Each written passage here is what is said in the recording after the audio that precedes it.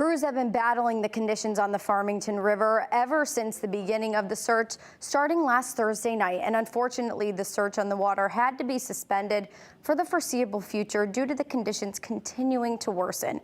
DEP officials say that since the Army Corps of Engineers reduced the water flow from the Colebrook Dam down to 50%, the reservoir has continued to rise. Because of all the rain that northern Connecticut received, they had to reopen the dam today to allow the flow back up to full capacity, making the conditions too treacherous to continue their efforts.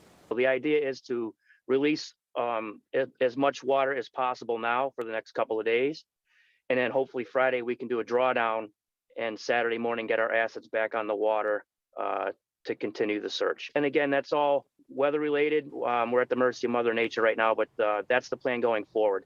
Police say that their search will continue from the embankments of the river throughout the next several days, with high hopes of having resources back on the water by Saturday. Now, in the meantime, officials are warning people to avoid visiting the Farmington River for leisure activities. And I just want to reiterate, with that said, the water levels are dangerous right now for anybody that's recreating, fishing, boating, tubing, what have you.